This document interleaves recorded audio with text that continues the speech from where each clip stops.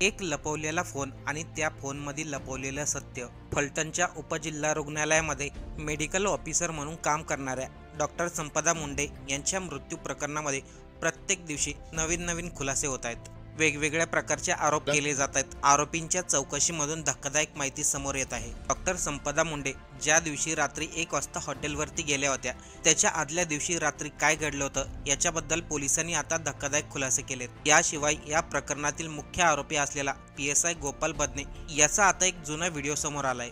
या तपासामध्ये सर्वात धक्कादायक माहिती समोर आली ती म्हणजे डॉक्टर संपदा मुंडे यांचं दोन्ही आरोपींशी कनेक्शन होतं. या प्रकरणामध्ये एक धक्कादायक आरोप झालाय, तो म्हणजे डॉक्टर संपदा मुंडे यांच्या मृत्यूनंतर त्यांचा फोन अनलॉक केल्याचा. नेमकं पोलिसांना डॉक्टर संपदा मुंडे यांच्या मोबाईलमधून कोणती माहिती मिळाली?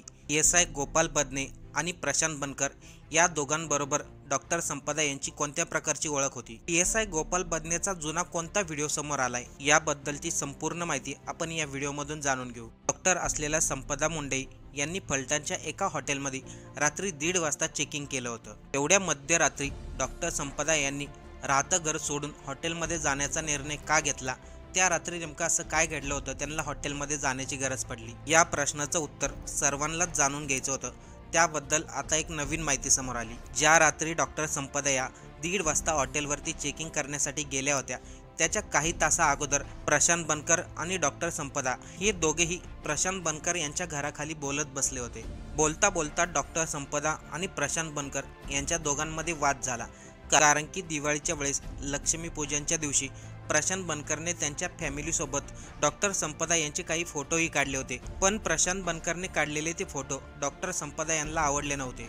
त्या फोटोवरूनच प्रशांत बनकर आणि डॉक्टर संपदा यांच्या दोघांमध्ये वाद झाले. रागाच्या भरामध्ये डॉक्टर संपदा घराच्या जवळच असलेल्या एका मंदिरामध्ये जाऊन बसल्या. रात्रीची वेळ होती म्हणून प्रशांत बनकरच्या वडिलांनी डॉक्टर संपदा यांना पुन्हा घरी आणलं. डॉक्टर मुंडे घरी आल्यानंतर आपल्या रूममध्ये गेल्या. त्यानंतर त्यांनी प्रशांत बनकरला 1 तासाच्या आतमध्ये जवळपास 41 फोन केले होते, पण त्यावेळेस प्रशांत बनकरचा फोन बंद होता. त्यानंतरच डॉक्टर मुंडे या हॉटेलमध्ये गेल्या असं सांगण्यात येत आहे. डॉक्टर संपदा मुंडे या रागाच्या भरामध्ये हॉटेलमध्ये गेल्या होत्या. मग त्या दोघांमध्ये वाद फोटो काढण्यावरून झाला होता की त्याच्या पाठीमागे दुसरं काही कारण होतं, असे देखील आता प्रश्न विचारले जाऊ लागले. कारण की माध्यमांमध्ये दिलेल्या माहितीनुसार आणि पोलीस तपासामध्ये जी माहिती समोर आली त्यानुसार डॉक्टर संपदा मुंडे आणि प्रशांत बनकर हे दोघेही रिलेशनशिपमध्ये होते. मागील काही महिन्यापासून हे दोघेही रिलेशनशिपमध्ये होते अशी माहिती खुद्द पोलिसांच्या तपासामध्ये समोर आली आहे. ही कारणामुळे प्रशांत बनकर आणि डॉक्टर मुंडे यांच्यामध्ये दुरावा निर्माण झाला होता. पण मागच्या महिन्यामध्ये प्रशांत बनकर याला डेंग्यू झाला होता, तेव्हा प्रशांतवरती उपचार डॉक्टर संपदा मुंडे यांनीच केला होता. त्या उपचारादरम्यान पुन्हा एकदा डॉक्टर संपदा आणि प्रशांत बनकर यांची जवळीक वाढली होती. दिवाळीच्या दिवशी आणि लक्ष्मीपूजनच्या दिवशी प्रशांत बनकरच्या कुटुंबासोबतच होत्या. तेव्हा त्यांनी प्रशांत बनकरला लग्नासाठी विचारलं होतं, पण प्रशांत बनकरनी नकार दिला. हॉटेलमध्ये जाण्या अगोदर डॉक्टर मुंडे यांनी प्रशांत बनकरला अनेक वेळा फोन केले होते. व्हॉट्सअप मेसेज आणि टेक्स्ट मेसेज सुद्धा केला होता अशी माहिती पोलिसांच्या तपासामध्ये समोर आली आहे. पोलिसांनी त्या दोघांचे कॉल्स आणि चॅटिंग हस्तगत केल्याची माहिती दिली आहे. त्यामुळे डॉक्टर संपदा आणि प्रशांत बनकर या दोघांमध्ये शेवटचा मेसेज काय झाला हे पाहण्यासारखं असणार आहे. या प्रकरणामध्ये आणखीन एक महत्त्वाची माहिती म्हणजे साताऱ्याचे पोलीस अधीक्षक तुषार जोशी यांनी माध्यमांशी बोलताना सांगितलं, डॉक्टर संपदा मुंडे या दोन्ही आरोपींशी फोन कॉल आणि चॅटिंगमधून संपर्कामध्ये होत्या. डॉक्टर मुंडे यांचं दोन्ही आरोपींशी बोलणं व्हायचं अशी माहिती आता तपासामधून समोर आली आहे. त्यांच्या तिघांमध्ये नेमकं काय बोलणं झालं होतं, चॅटमधून कोणती माहिती समोर आली आहे, ही सर्वांची माहिती मात्र आरोपींची चौकशी पूर्ण झाल्यानंतरच माध्यमांना देण्यात येईल. डॉक्टर संपदा मुंडे यांच्या पोस्टमॉर्टमचा प्राथमिक अहवाल पोलिसांना मिळाला असून रात्री हॉटेलमध्ये चेकिंग केल्यानंतर त्याच्या काही वेळामध्येच डॉक्टर संपदा मुंडे यांनी आपलं जीवन संपवलं असं समोर आलंय. पण अजूनही पोस्टमॉर्टमचा पूर्ण रिपोर्ट समोर आलेला नाही. पण जो प्राथमिक अहवाल मिळालाय त्याच्यामधून हे स्पष्ट होतंय, डॉक्टर मुंडे यांनी स्वतःला संपवलंय. ज्या प्रकारे डॉक्टर संपदा यांच्याबद्दल वेगवेगळे दावे आणि वेगवेगळे खुलासे केले जात आहे, त्याचप्रमाणे या प्रकरणामधील मुख्य आरोपी PSI गोपाल बदने याच्याबद्दलही धक्कादायक माहिती समोर येत आहे. PSI गोपाल बदनेचा एक जुना व्हिडिओ व्हायरल झालाय. त्यामध्ये तो पोलीस गणवेशात नसला तरी देखील रस्त्यावरच्या गाड्या अडवताना दिसतोय. त्यावेळेस एका तरुणाची PSI गोपाल बदनेने गाडी अडवली. त्यावेळेस त्या तरुणाने PSI गोपाल बदनेला विचारलं, तू पोलीस आहेत, तुझ्या अंगामध्ये वर्दी नाही, रात्रीचं कुठेही तुला गाड्या अडवण्याचा अधिकार कोणी दिला? तू माझ्या नादी लागू नको, नाहीतर तुझं वाईट होईल, असं हा तरुण गोपाल बदनेला म्हणाला। त्यावेळेस PSI गोपाल बदने हा नरमतो आणि व्हिडिओ काढणाऱ्या तरुणाला म्हणतो, अरे बाबा मी नाही लागत तुझ्या नादी। एवढं बोलून PSI गोपाल बदने तिथून निघून जातो। अंगावरती पोलिसांची खाकी वर्दी नसताना तरी देखील तो लोकांच्या गाड्या अडवत होता। मग अंगावरती वर्दी असताना हा PSI गोपाल बदने काय काय करत असेल असा देखील आता प्रश्न विचारला जाऊ लागलाय। त्या दिवशी PSI गोपाल बदने हा स्वतः पोलिसांना सरेंडर झाला, त्या अगोदरच तिने आपला मोबाईल लपून ठेवलाय। शनिवारी उशिरा रात्री PSI गोपाल बदने हा फलटणच्या ग्रामीण पोलीस स्टेशनला स्वतःहून सरेंडर झाला होता। तेव्हा पोलिसांनी त्याची तासभर चौकशी केली होती। त्या चौकशीमध्ये PSI गोपाल बदने हा ढसाढसा रडल्याच्या बातम्या समोर आल्या। त्याच्या दुसऱ्या दिवशी PSI गोपाल बदनेला न्यायालयामध्ये हजर करण्यात आली। न्यायालयामधून त्याला पोलीस कोठडी सुनावण्यात आली, पण तिथे देखील PSI बदनेने आपलं तोंड उघडलेलं नाही। PSI बदने आणि डॉक्टर संपदा मुंडे मध्ये काय कनेक्शन होतं, त्यांच्यामध्ये नेमकं काय बोलणं झालं होतं, त्याबद्दल PSI बदनेने अजून कोणतीही पोलिसांना माहिती दिलेली नाही।